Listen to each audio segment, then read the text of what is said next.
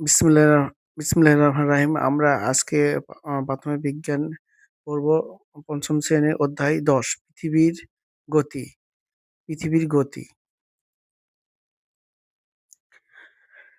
পূর্ববর্তী শ্রেণীতে আমরা সৌরজগৎ এবং সৌরজগতের গ্রহ, উপগ্রহ সম্পর্কে জেনেছি। সেখানে আমরা পৃথিবী সম্পর্কে কিছু না কিছু জেনেছি। এই অধ্যায়ে আমরা সৌরজগতে পৃথিবী কিভাবে গতিশীল এবং পৃথিবী গতির কারণে কি ধরনের পরিবর্তন হয় তা অনুসন্ধানের মাধ্যমে জানার চেষ্টা করব। সৌরজগতে পৃথিবী সবসময় ঘূর্ণমান অবস্থায় থাকে। পৃথিবী একদিকে তার নিজ অক্ষের চতুর্দিকে ঘোরে, আবার সূর্যের চতুর্দিকেও ঘোরে।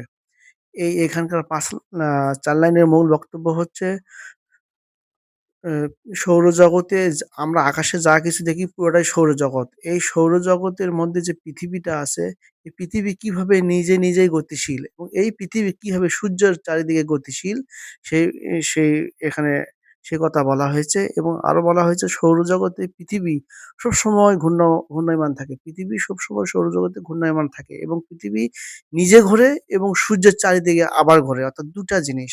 সে নিজে ঘোরে নিজের জায়গায় থেকে নিজেই ঘোরে এবং পৃথিবীর সূর্যের চারিদিকে নিজেও ঘোরে। এই কথা বলা হয়েছে। পৃথিবী পৃথিবীর গতির ধরন। প্রশ্ন করছে এখানে পৃথিবী কোন ধরনের গতির ফলে দিন ও রাতের পরিবর্তন ঘটে? আমরা সূর্য ও পৃথিবী মডেল ব্যবহার করে পৃথিবীর গতির ধরন ও দিবারাত্রি পর্যবেক্ষণ করি। এখানে আমরা মনে রাখি যে এটা হলো সূর্য। সূর্য এখানকার বিজ্ঞানী ভাষায় বলা হয় সূর্য স্থির থাকে। সূর্য যখন স্থির থাকে সূর্যের চতুর্দিকে যে পৃথিবী শুধু চতুর্দিকে পৃথিবী এইভাবে ঘুরতে থাকে। অর্থাৎ পৃথিবী নিজেই নিজের অক্ষপথে নিজে ঘোরে এবং এই ঘুরতে ফির সূর্যের চারিদিকেও ঘোরে এই কথা বলা হয়েছে। কিন্তু এখানকার মূল বক্তব্য হচ্ছে এই পরীক্ষায় সূর্যের আলো যখন পৃথিবীর যেই প্রান্তে পৌঁছে, সূর্যের আলো যদি সামনের দিকে পৃথিবীর সামনের দিকে পড়ে সেই যে দিকটা দিন হয়। আর পিছনের দিকটা অন্ধকার হয়। এই পরীক্ষাটা আমরা দেখব। আর এটা হচ্ছে সৌরজগৎ। সৌরজগতে এই গ্রহ উপগ্রহগুলো কিভাবে থাকে সেগুলো এখানে চিত্রে বলা হয়েছে। আর এখানে একটা পরীক্ষা করতে বলছে। এই পরীক্ষায় দেখা যাচ্ছে যে এখানে পৃথিবী এই আমরা টর্চ লাইটে যখন পৃথিবীর উপর আলো দেওয়া হয়, যে সাইডে আলো পড়ে, যে পাশে আলো পড়ে সেই পাশে দিন হয়। আর যে পাশে আলো পড়ে না সেই পাশে অন্ধকার হয়। এই পরীক্ষা হচ্ছে মূল বক্তব্য। কেন এরকম হচ্ছে? যখন পৃথিবী যেহেতু নিজেই ঘোরে, যখন পৃথিবী যখন ঘুরে যেই পাশে আলো আসে সেই পাশে দিন, আর যেই পাশে আলো আসে না বা এই লাইটের আলো যায় না সেই পাশটা কি হয়ে যায়? অন্ধকার হয়ে যায়। এবং এখানে দেখতে বলতেছে কোন পাশে আলো আসে এবং আলো আসার কারণে সেটা বাংলাদেশের সাথে কোন দেশ আছে সেগুলো এখানে জানা যাবে। আর যেমন ভারত, বাংলাদেশ, পাকিস্তান এরা একসঙ্গেই দিন হয়। আবার যখন এই সূর্য পৃথিবী যখন অ ও ঘূর্ণায়মান অবস্থায় থাকে তখন এই আলোটা যে পাশে এই পাশে যখন পড়বে সেই পাশে দিন, ওই পাশে এ অন্ধকার হয়ে যায়। এখানকার মূল বক্তব্য হচ্ছে এটাই। এই পরীক্ষার সারসংক্ষেপ। সূর্য পৃথিবীকে আলো দেয়। পৃথিবী যখন নিজ অক্ষের উপর ঘুরতে থাকে তখন তাকে পৃথিবীর আহ্নিক গতি বলে। এই আহ্নিক গতির কারণে পৃথিবী একদিকে সূর্যের আলো পড়ে অন্যদিকে অন্ধকার থাকে। যেদিকে সূর্যের আলো পড়ে সেদিকে দিন হয় এবং তার উল্টো দিকে রাত হয়। আবার পৃথিবী যখন সূর্যের চারিদিকে একবার ঘুরে আসে তখন তাকে পৃথিবীর বার্ষিক গতি বলে। এই বার্ষিক গতির কারণে ঋতুর পরিবর্তন হয়। এখানকার যে ৪ লাইনের মূল বক্তব্য হচ্ছে সূর্য পৃথিবীতে আলো দেয়। ভালো কথা। সূর্যের আলোটা পৃথিবীর যেই পাশে পড়বে সেই পাশে দিন হবে আর যেই পাশে আলো পড়বে না সেই পাশে কি হবে? অন্ধকার হয়ে থাকবে। অর্থাৎ যে পাশে আলো পড়বে সেটা দিন, যে পাশে আলো পড়বে না সূর্যের আলো সেটা হচ্ছে রাত। আর পৃথিবী যখন নিজ অক্ষের উপর ঘুরতে থাকে তখন তাকে এই গতিকে বলা হয় পৃথিবীর আহ্নিক গতি। আর পৃথিবী যখন সূর্যের চারিদিকে ঘোরে ৩৬৫ দিনে যে ঘুরে আসবে তাকে বলা হয় পৃথিবীর বার্ষিক গতি। এখানকার মূল বক্তব্য এটা হিসেবে। এই বার্ষিক গতির কারণে কি হয়? ঋতুর পরিবর্তন হয়। ৬ টা ঋতু দেখা দেয়। পৃথিবীতে দিন ও রাত হওয়ার কারণ সম্পর্কে আরো কিছু জানি। সৌরজগতে সূর্যের চতুর্দিকে ঘূর্ণায়মান ৮ টি গ্রহ আছে। ৮ টি গ্রহ আছে। এদের মধ্যে পৃথিবী একটি গ্রহ। পৃথিবী সূর্যের চারিদিকে একটি নির্দিষ্ট পথে ঘুরতে থাকে। সূর্যের চারিদিকে ঘোরার সাথে, সাথে পৃথিবী নিজ অক্ষের চারিদিকে লাটিমের মতো ঘুরতে থাকে। নিজ অক্ষের চারিদিকে পৃথিবীর এই ঘূর্ণায়মানকে আহ্নিক গতি বলে। নিজ অক্ষে চারিদিকে পৃথিবী একবার ঘুরে আসতে ২৩ ঘন্টা ৫৬ মিনিট ৪ সেকেন্ড সময় প্রয়োজন হয়। এই সময়টাকে পৃথিবীর একদিন হিসেবে ধরা হয়। যদিও আমরা ২৪ ঘন্টা হিসেবে একদিন হিসেবে বিবেচনা করি। এখানকার মূল বক্তব্য হচ্ছে সৌরজগতে সূর্য চতুর্দিকে কি চতুর্দিকে যতগুলা অ গ্রহ আছে, অনেকগুলো গ্রহ আছে সৌরজগতে সূর্যের অধীনে। এদের মধ্যে পৃথিবী একটা গ্রহ। এই পৃথিবীকে সূর্য কি করে? আ আ আলো দেয়, তাপ দেয়।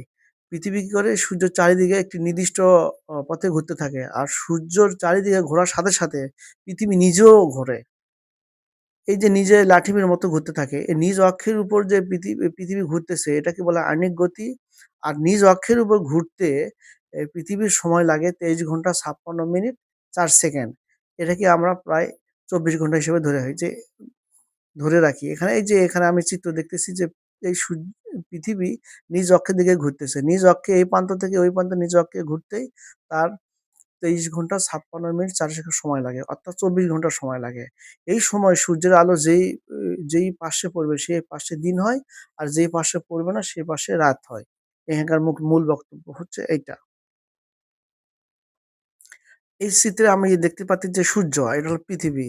এই সূর্য থেকে যে আলোক রশ্মিটা বা সূর্য রশ্মিটা যেই পাশে পড়বে এই পৃথিবীর, সেই পাশে দিন হয় আর অপর পাশে রাত হয়। রাত হওয়ার কারণ এই পাশে যে সূর্যের আলোটা পড়ে, আলোর পর করার পরে আলোর ছায়াটা অপর পৃষ্ঠে যায়। অর্থাৎ এ পাশে সূর্যের আলো পড়ে না।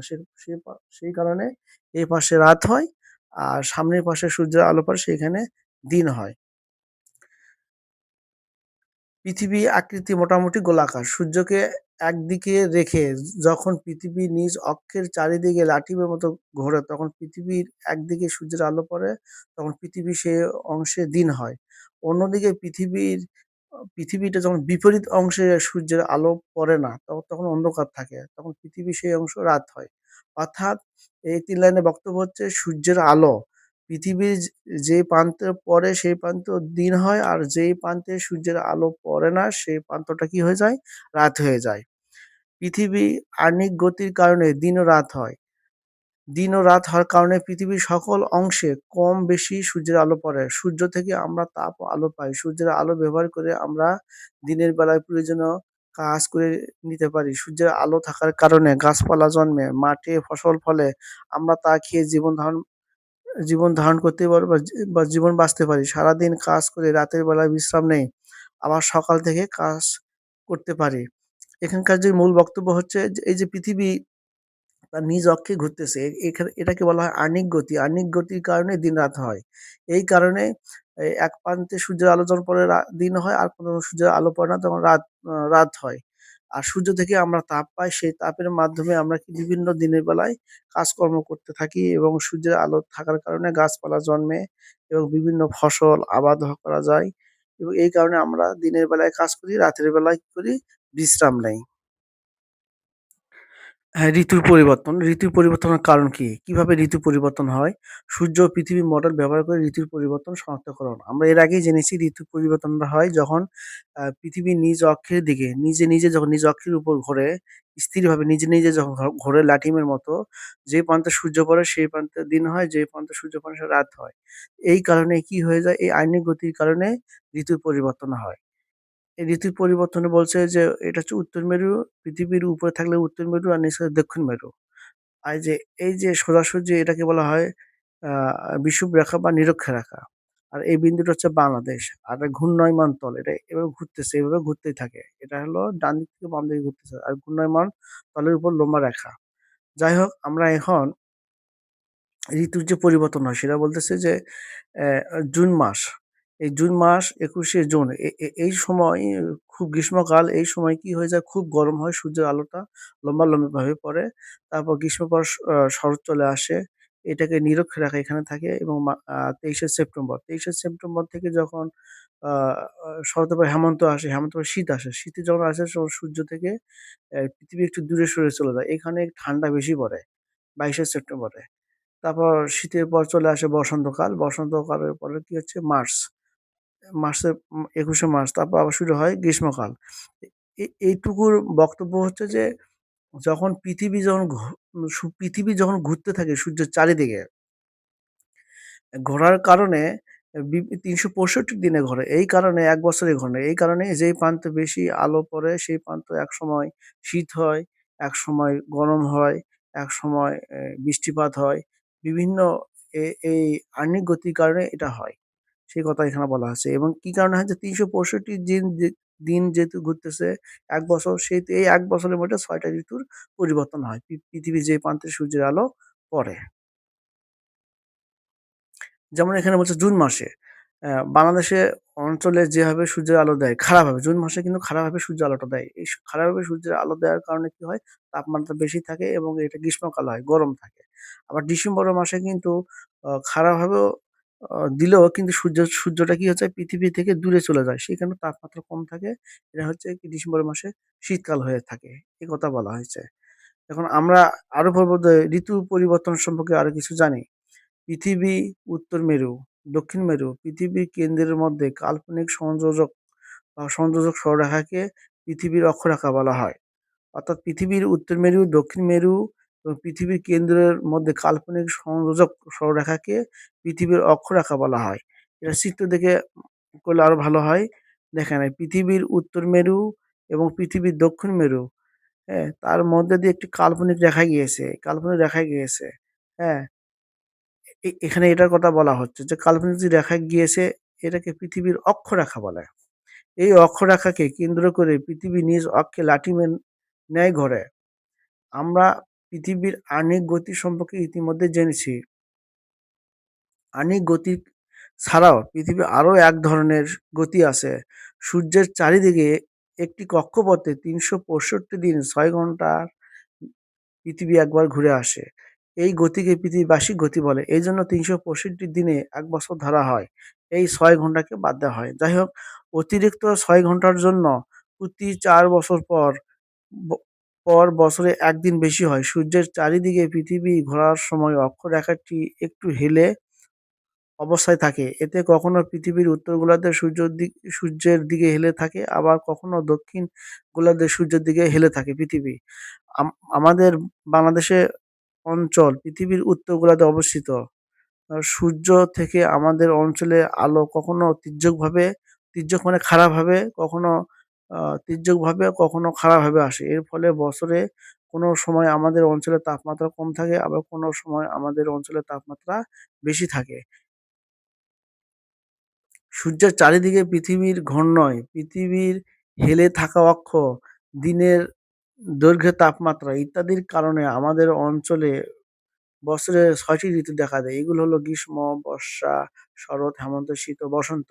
এদের মধ্যে ৩ টি ঋতুর সম্পর্কে প্রাথমিক ধারণা দেওয়া হলো। এখানকার যে মূল বক্তব্য হচ্ছে যে পৃথিবীর উত্তর মেরু হ্যাঁ, এখানকার মূল বক্তব্য হচ্ছে যে পৃথিবীর উত্তর মেরু ও দক্ষিণ মেরু এবং পৃথিবীর কেন্দ্রের মধ্যে যে কাল্পনিক সংযোজক সরলরেখাটা আমরা চিন্তাভাবনা করলাম, এটাকে পৃথিবীর অক্ষরেখা বলা হয়। এই অক্ষরেখাকে কেন্দ্র করেই পৃথিবী কি করে নিজ অক্ষে উপর ঘুরতে থাকে লাঠিমের ন্যায়, অর্থাৎ লাঠিমের মতো।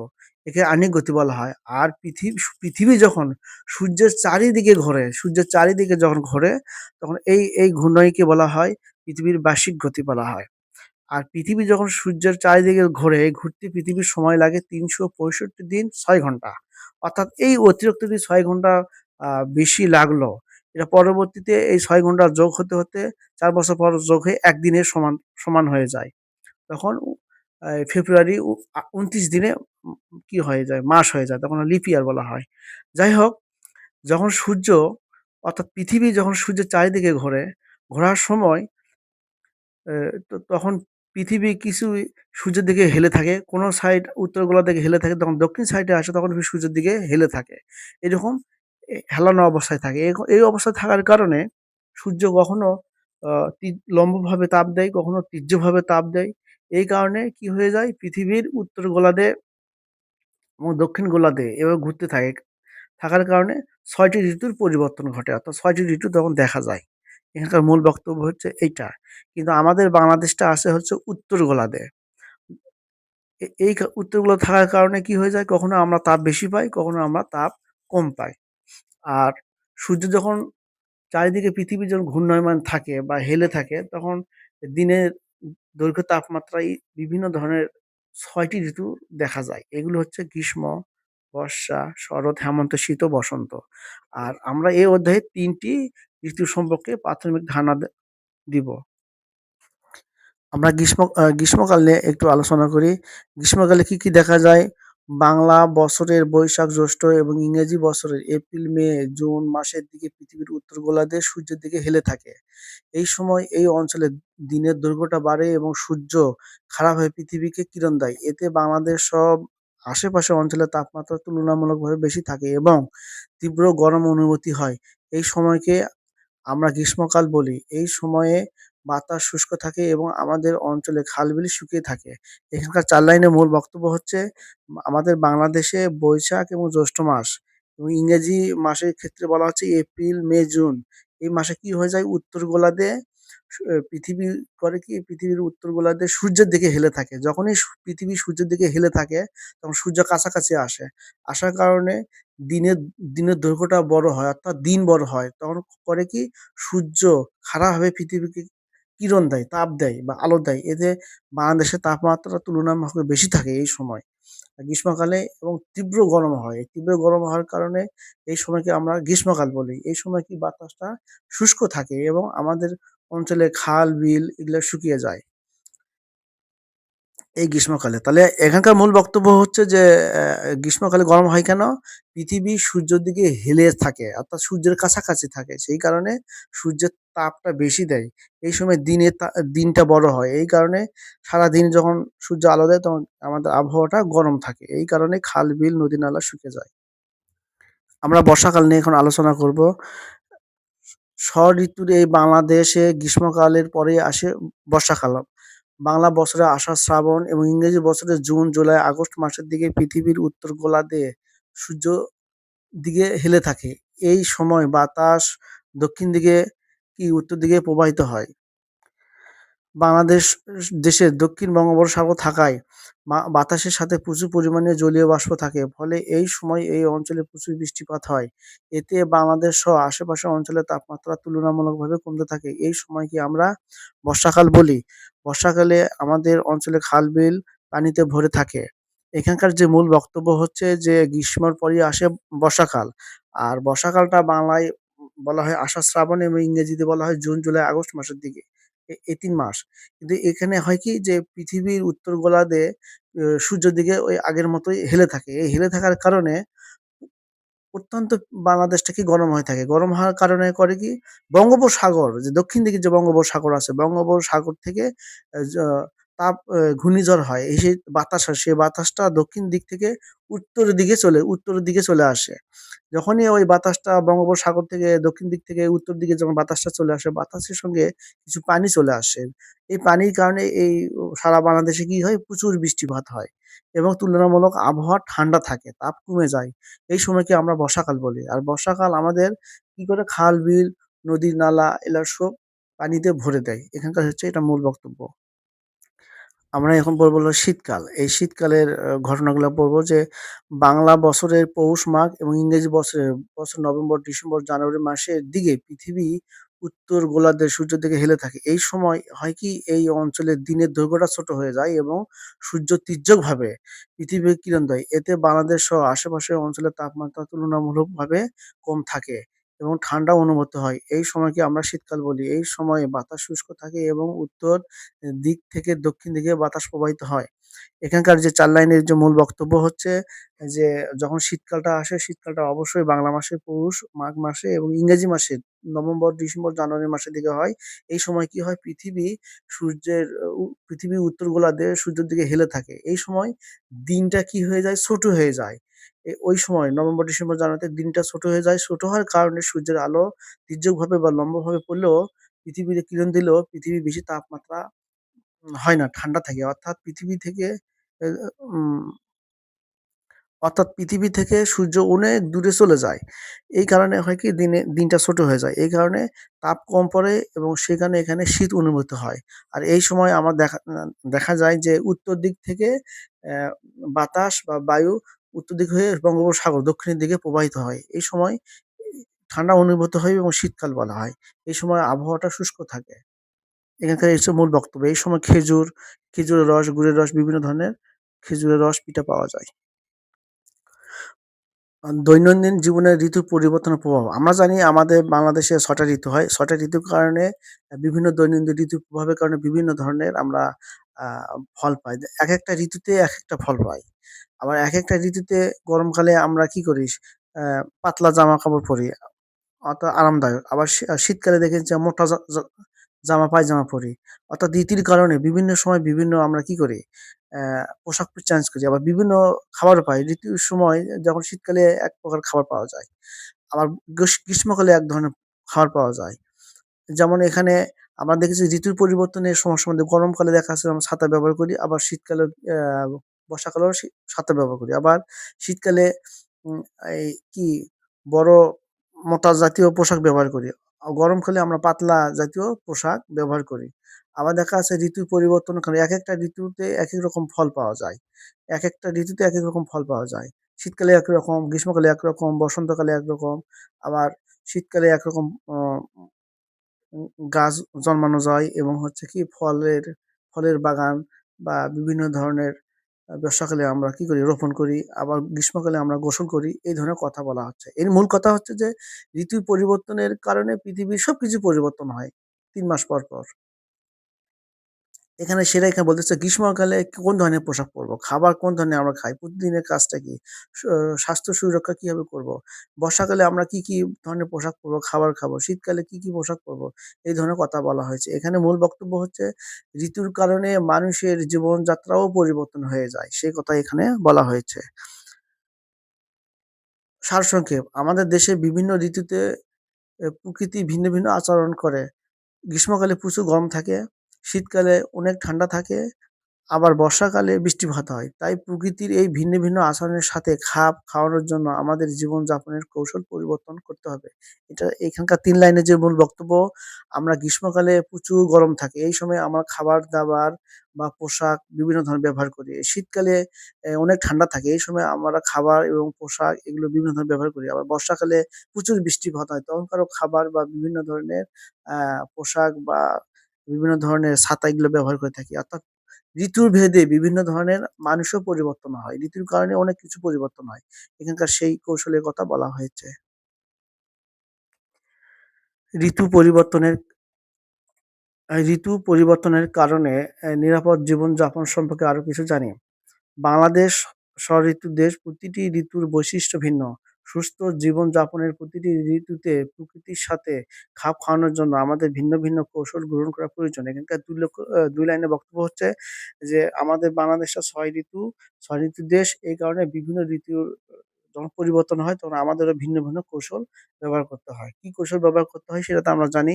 শীত আসলে শীতের সময় কি ব্যবহার করি? শীতের সময় আমরা মোটা কাপড় ব্যবহার করি। আর গ্রীষ্মকালে গরমকালে পাতলা জামা আমরা ব্যবহার করি। গ্রীষ্মকালে প্রকৃতির তাপমাত্রা বেশি এবং প্রচুর গরম অনুভূত হয়। আমাদের সতর্ক থাকতে হবে। এই সময়ে পাতলা সুতি কাপড় পরা স্বাস্থ্যের জন্য ভালো। শীতকালে প্রকৃতির তাপমাত্রা কম এবং প্রচুর ঠান্ডা অনুভূতি হয়। এই সময় মোটা কাপড় বা উলের তৈরি কাপড় পরতে হয়। এখানকার যে ৩ লাইনের বক্তব্য হচ্ছে গ্রীষ্মকালে তাপমাত্রা বেশি থাকে। এই কারণে প্রচুর পরিমাণে আমাদের কি সতর্ক থাকতে হবে। এই সময় আমরা পাতলা সুতি কাপড় পরতে হবে। আ মানে ধরেন স্বাস্থ্যের জন্য ভালো থাকে। আর শীতকালে তাপমাত্রা যেহেতু কম থাকে সেই কারণে প্রচুর ঠান্ডা থাকে। সেই কারণে আমাদের কি করতে হবে শীতকালে উলের তৈরি মোটা কাপড় ব্যবহার করতে হবে।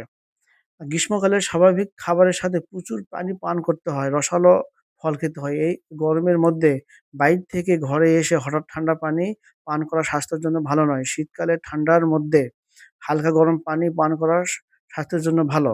এখানকার যে ৩ লাইনের বক্তব্য হচ্ছে গ্রীষ্মকাল যেহেতু গরমকালে আমাদের প্রচুর পরিমাণে পানি খাইতে হবে এবং রসালো ফল খেতে হবে। আর গরমের মধ্যে যখন আমরা বাইর থেকে যখন বাসায় আসবো, হঠাৎ করে এসে ফ্রিজের যে ঠান্ডা পানি বা ঠান্ডা জাতীয় পানি খাবো না। এতে খেলে হয় কি স্বাস্থ্যের ক্ষতি হবে। আর শীতকালে যেহেতু প্রচুর ঠান্ডার কারণে আমরা ঠান্ডা পানি খাবো না। কি করবো? হালকা গরম পানির সাথে খাবো যা স্বাস্থ্যের জন্য ভালো। গ্রীষ্মকালে প্রচুর তাপে বাহিরে বের বের হতে হয়। অর্থাৎ গ্রীষ্মকালে প্রখর তাপে বাহিরে কম বের হতে হয়। এই সময় ছাতা ব্যবহার করতে হবে। বর্ষাকালে প্রচুর বৃষ্টিপাত হয়। নদ-নদী, খাল-বিল পানিতে ভরে থাকে।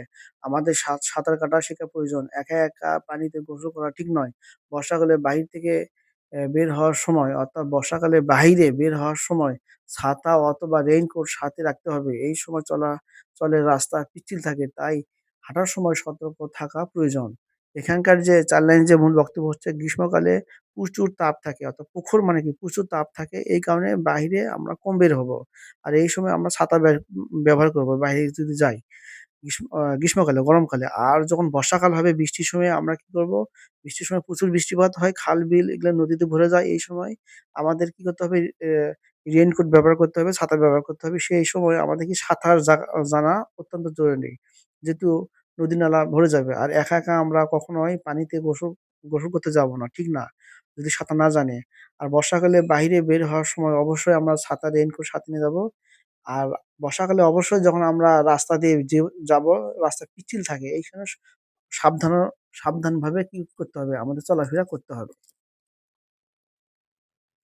ঋতু পরিবর্তনের সময় যখন ঋতু পরিবর্তন হয়, তাপমাত্রা, আর্দ্রতা, বৃষ্টিপাতের পরিবর্তনের সাথে, সাথে শিশুদের যত্নের পরিবর্তন করতে হয়। গ্রীষ্মকালে অর্থাৎ গরমকালে শিশুদের নিয়মিত গোসল করা এবং পরিষ্কার-পরিচ্ছন্ন থাকা জরুরি। এই সময় সুস্বাস্থ্যের সুস্বাস্থ্য নিয়ে সচেতন থাকতে হয়। শীতকালে ত্বকের পরিচর্যা করতে হয়। শীতকালে শিশুদের ঠান্ডাজনিত রোগ বেশি হয়। তাই এ সময় ছোট শিশুদের প্রতি বিশেষ যত্নশীল থাকতে হয়। বর্ষাকালে সংক্রমণ রোগ প্রতিরোধ করার জন্য নিয়মিত হাত ধোয়া প্রয়োজন। বর্ষাকালে মশার প্রকোপ বাড়ে। তাই এই সময় মশার কামড় থেকে নিজেকে রক্ষা করতে হবে। এখানকার যে আ ৫ লাইনের যে ৬ লাইনের যে বক্তব্য হচ্ছে, ঋতুর যখন পরিবর্তন হয়, সময়ের সাথে যখন পরিবর্তন হয়, তখন তাপমাত্রা, আর্দ্রতা, বৃষ্টিপাত সবকিছুরই পরিবর্তন হয়। এই সময় আমাদের কি করতে হবে? শিশুদের প্রতি সতর্ক থাকতে হবে। তাদেরকে আবহাওয়া চেঞ্জ হওয়ার সাথে, সাথে আবহাওয়া পরিবর্তনের সাথে তাদের জ্বর, ঠান্ডা যদি কোনো কিছু না লাগে সেই কারণে কি করতে হবে? গ্রীষ্মকালে শিশুদের নিয়মিত গোসল করাতে হবে। পরিষ্কার-পরিচ্ছন্নতা মানে জরুরি থাকা প্রয়োজন। আর এই সময় বাচ্চাদেরকে স্বাস্থ্যটা পরীক্ষা করতে হবে। সে অসুখ-বিসুখ বা আসলো কিনা দেখতে হবে। আর শীতকালে তো অবশ্যই বাচ্চাদের কি করতে হবে? ত্বকের পরিচর্যা করতে হবে। আর শীতকালে শিশুদের ঠান্ডাজনিত রোগ যেন না হয়, সর্দিজনিত রোগ না হয় সেই কারণে শিশুদেরকে যত্নশীল থাকতে হবে। আর বর্ষাকালের কথা যেটা বলা হয়েছে যে বর্ষাকালে অনেক সময় বৃষ্টি বাদল হয়। এই সময় রোগ প্রতিরোধ করার জন্য নিয়মিত হাত ধুতে হবে, নিয়মিত গোসলও করতে হবে। আর বর্ষাকালে যেহেতু মশার প্রকোপ বাড়ে, সেখানে মশার কামড় থেকে নিজেকে রক্ষা করতে হলে মশারি টাঙিয়ে দিনের বেলায় হোক, রাতের বেলায় হোক ঘুমাতে হবে এবং মশার কামড় থেকে রক্ষা করার জন্য নিজেকে নিরাপদে থাকতে হবে। আজকে আমরা যে অধ্যায়টা পড়লাম আজকে এই পর্যন্তই শেষ। আল্লাহ হাফেজ।